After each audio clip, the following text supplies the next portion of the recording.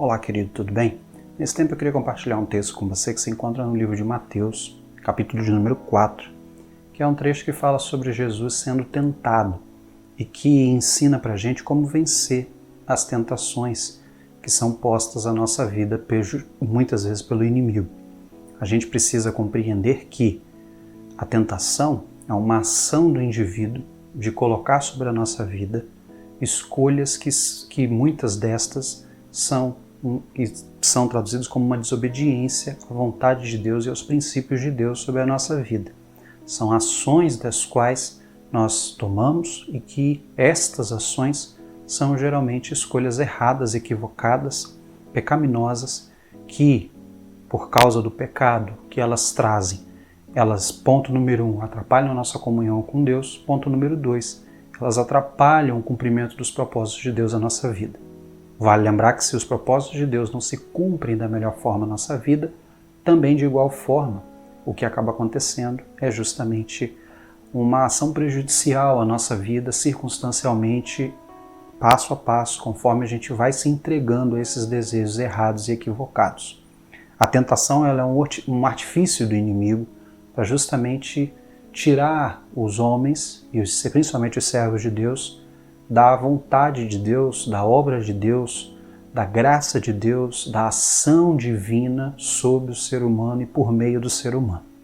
E é importante a gente entender que Deus sim permite essas tentações aos seus servos, faz parte da vida humana, mas também Deus, segundo o próprio texto de Paulo, diz que essas tentações são passíveis de nós resistirmos. Não há tentação que sobrevenha a nós mais forte do que a nossa própria decisão ou a nossa própria vontade de aceitá-la ou de recusá-la.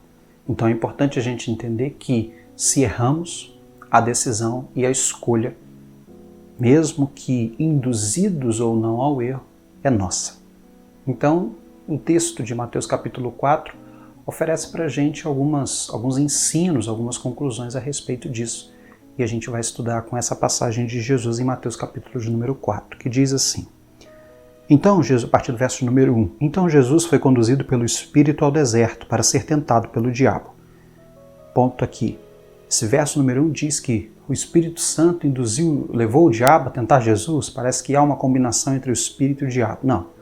O texto é narrado dessa forma por causa da compreensão e da narrativa de Mateus, explicando dessa forma, interpretando no português, parece que o Espírito Santo se juntou com o diabo para tentar Jesus, e não foi isso que aconteceu. O que o texto está dizendo é que houve uma permissão divina com relação ao diabo fazer um teste sobre Jesus, afinal de contas todas as coisas acontecem debaixo da vontade de Deus, e a Bíblia diz que foi isto que aconteceu nesse texto. O diabo ele só faz aquilo que o Senhor permite, de todas as formas, em absoluto, tá bom? Então houve uma permissão divina sobre a vida de Jesus, sobre esse teste, sobre esse momento aqui específico, mas, obviamente, que sabedor e ciente de todas as coisas, Deus também saberia qual era o resultado. Mas era necessário esse teste, porque esse teste também estava provando a integridade, estava também provando o caráter da pessoa de Cristo Jesus e principalmente a excelência de sua pessoa, que mais uma vez, daqui no início do seu ministério, saindo do período de Jesus comum para Jesus o Messias, por isso esses 40 dias, essa transição, mas era necessário esse teste, e esse teste obviamente foi mais uma prova de que Jesus era o Cristo e era um homem sem mácula, sem defeito, que foi fiel a Deus até sua morte. Mateus capítulo 4, continuando, então, quando o texto diz que Jesus foi conduzido pelo Espírito ao deserto para fazer o seu jejum, o seu momento de comunhão com Deus, e também permitido por Deus uma tentação sobre sua vida, tudo isso foi sob a permissão de Deus. E a gente tem que entender que essa permissão era justamente para os fins e os propósitos divinos sobre a obra de Cristo Jesus, a obra que Jesus estava realizando. Uma delas é provar a sua inteireza, a sua lealdade, a sua fidelidade, a sua devoção com relação a Deus, a sua santidade também. Ponto 2. Depois de jejuar 40 dias e 40 noites, sentiu fome. Então o tentador aproximou-se dele e disse: Se tu és o Filho de Deus, ordena que estas pedras se transformem em pães. Mas ele respondeu: está escrito, nem só de pão o homem viverá, mas de toda a palavra que sai da boca de Deus. Então o diabo levou a cidade santa, colocou-o na parte mais alta do templo e disse: se és filho de Deus, lança-te daqui abaixo, porque está escrito, aos teus anjos dará ordem a teu respeito, e eles te sustentarão com as mãos, para que não tropeces em pedra alguma. Jesus lhe respondeu: também está escrito, não tentarás o Senhor teu Deus. O diabo o levou ainda a um monte muito alto e mostrou-lhe todos os reinos do mundo e a sua glória. E disse-lhe: eu te darei tudo, se, prostrado, me adorares. Então Jesus ordenou: vai-te, Satanás, pois está escrito, ao Senhor teu Deus adorarás, e só a ele prestarás culto. Então o diabo o deixou, vieram os anjos e passaram a servi-lo.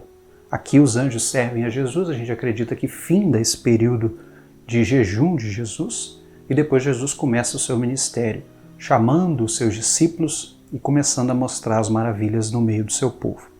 É interessante esse texto porque esse texto ensina dois elementos fundamentais que eu quero tirar do texto que fazem com que a gente compreenda como a gente vence as tentações que são colocadas à nossa porta.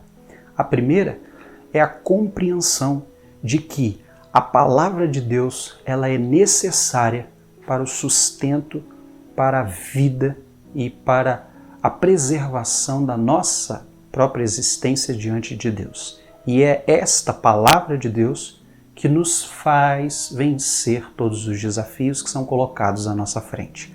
Vale lembrar que quando a gente fala a palavra de Deus, isso às vezes fica muito subjetivo, né? A voz de Deus, mas é justamente o compêndio, a reunião de ensinos, valores, ordenanças, ensinamentos que Deus coloca na nossa vida para que a gente cumpra. E a partir do momento que a gente vai cumprindo com essa vontade de Deus, a palavra de Deus diz que esta mesma, sendo colocada em prática na nossa vida, ela vai nos moldando segundo Cristo. E isso vai nos ajudando, por meio do Espírito Santo, a termos uma ação e uma atitude cada vez mais próxima de Jesus e cada vez menos respaldadas nos desejos carnais ou nas tentações que são colocadas à nossa volta, que nós compreendemos não fazer parte da vontade de Deus e de que não são boas na nossa vida. Uma coisa importante desse texto é que se Jesus diz que a palavra de Deus é um alimento fundamental para que o homem esteja plenamente de acordo com a vontade de Deus e que este homem alimentado pela palavra de Deus consiga, alimentado por esta, viver segundo os planos e propósitos divinos, Jesus também de alguma forma está explicando para nós que o homem não tem necessidade alguma em pecar. O homem não tem necessidade alguma de viver sob o princípio do pecado. Não há necessidade de fazer nada que Deus justifique como pecado.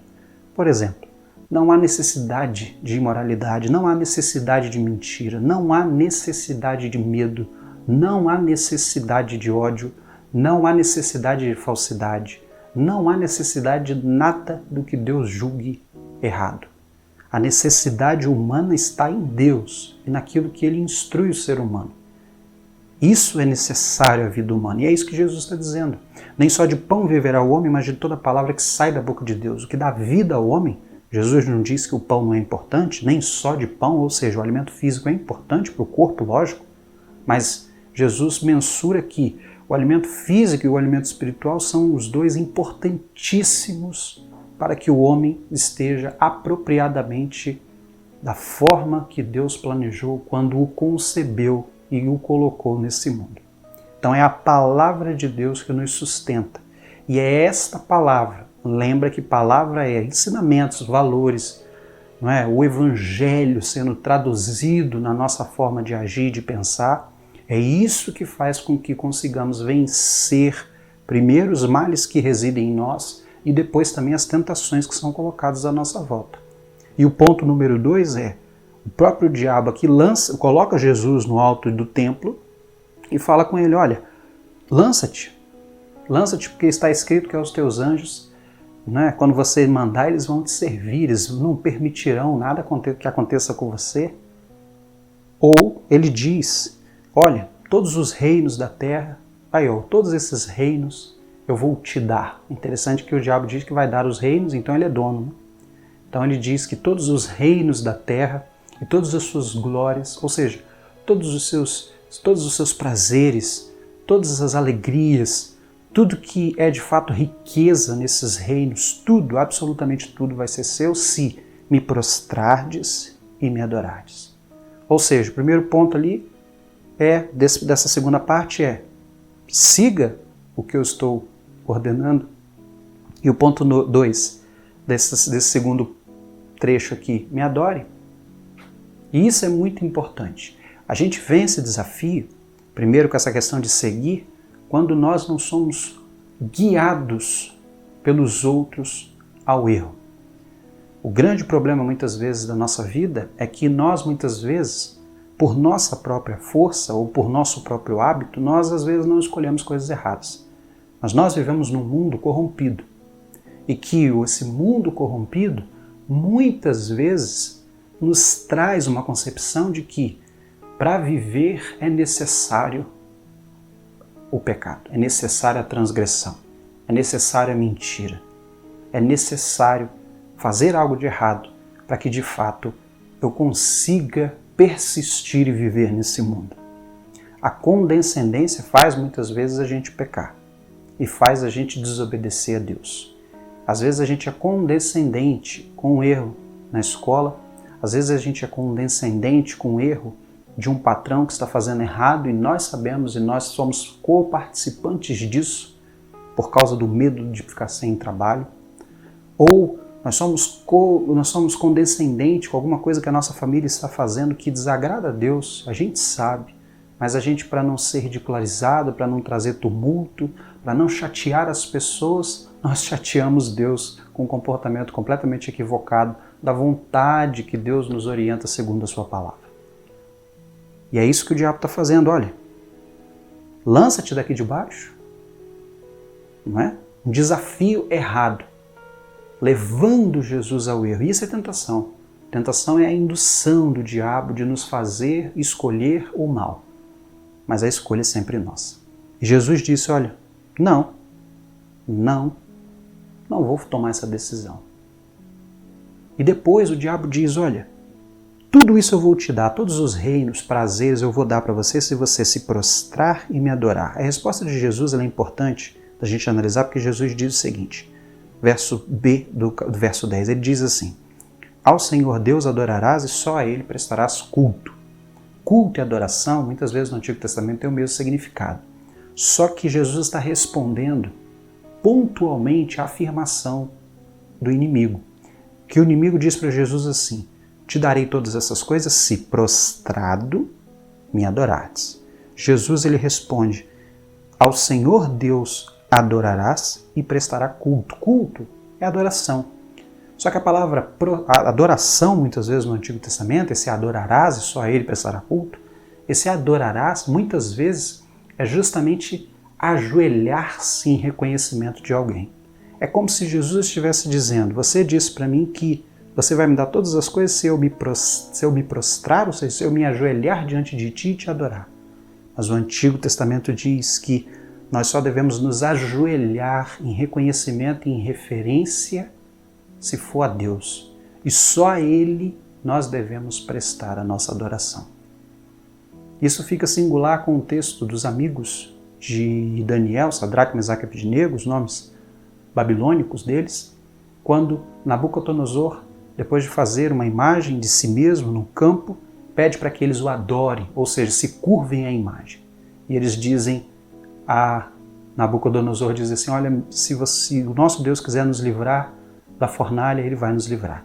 Mas mesmo que Ele não nos livre, nós não nos curvaremos à sua imagem, porque nós somos israelitas e nós, do povo de Israel, fiéis a Deus, nós não nos curvamos a imagem nenhuma.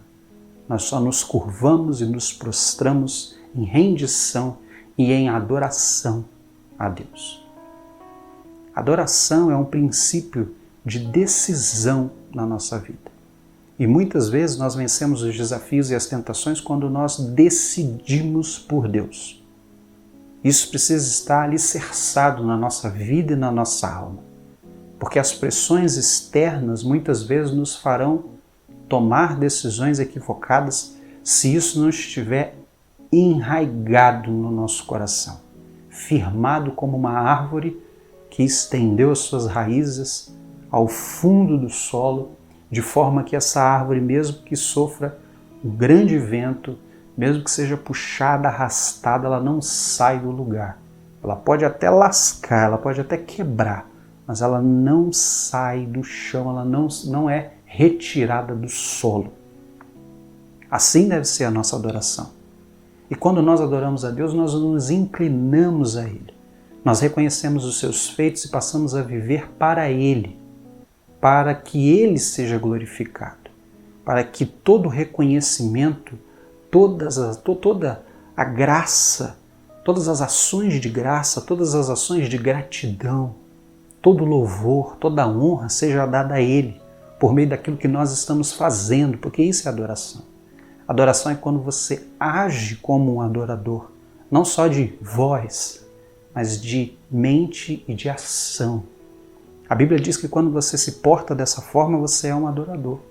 E é assim que você resiste ao diabo. Tiago diz, resisti ao diabo e ele fugirá de vós. E tem gente que acha que resistir ao diabo é botar uma luva de boxe e sair, no tapa com o inimigo. E não é assim que funciona. A Bíblia diz que nós vencemos o inimigo quando nós firmamos os nossos pés sobre a rocha e oferecemos todo o louvor e toda a adoração à pessoa de Cristo. É assim que nós vencemos as tentações, reconhecendo que a palavra é o fundamento, assim como o alimento físico é fundamento, a palavra é alimento à nossa alma, para nos fortalecer espiritualmente, para firmar os nossos pés e nos fazer compreender que não há necessidade alguma no erro. Não há necessidade alguma em fazer o que é errado. Só o pecado ele nos pega pelo pé da vontade. Uma vontade equivocada, distante de Deus.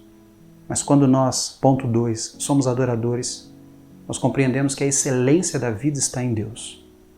A qualidade da minha vida e da minha existência está em ser um adorador. E a Bíblia diz que quando eu tenho as ações de um adorador, de pensamento, de renovação de mente, como diz Paulo, de busca de santidade, como diz Pedro, de tentar ser perfeito dia a dia, como Jesus orientou em Mateus capítulo 6, a Bíblia diz que eu consigo, a partir daí, compreender que todas as tentações que vêm à minha vida são passíveis de serem vencidas, porque quem está em mim, agindo em mim, é maior que todas as coisas. E consigamos vencer as tentações, firmando a nossa vida na palavra de Deus e sendo adorador do nosso Deus, que é maravilhoso e que nos ensina e nos ensinou com a própria pessoa de Jesus que sim, é possível a gente vencer todas as tentações, mesmo que as tentações nos peguem pela maior das nossas dificuldades. Jesus nesse tempo sentia fome e o diabo tentou em quê? Fome. Transforma essa pedra em pão. O diabo sempre vai querer nos pegar nas nossas fragilidades e necessidades, mas a gente só se fortalece e vence se nós estivermos em Deus. Esteja em Deus e resista, porque toda ação de pecado, toda vez que você cede a uma tentação, você está maculando a sua comunhão com Deus e inibindo a ação do mesmo sobre a sua vida, sobre a sua história e sobre o seu futuro. Que a gente consiga vencer, escrever uma vida de vitória diante de Deus, servindo a pessoa de Cristo. Vamos orar? Deus, nós te agradecemos porque o Senhor é maravilhoso e te pedimos que o Senhor continue nos orientando segundo a sua palavra para fazer sempre a sua vontade, sempre resistir às tentações e cumprir com os planos e propósitos do Senhor sobre a nossa história. Nós clamamos e pedimos a Deus que o Senhor continue a nos fortalecer por meio da sua palavra e receba a nossa adoração todos os dias, porque compreendemos que Tu és o Deus verdadeiro, um Pai amoroso de cuidado, de misericórdia, e queremos sempre nos entregar aos Teus planos e propósitos. Receba a nossa vida e que consigamos provar dia a dia que a nossa vida é Tua em tudo que somos e temos. Nós clamamos a Deus e pedimos, nos faça vitoriosos na nossa vida diante de qualquer circunstância. Nós oramos a Deus no nome de Jesus. Amém.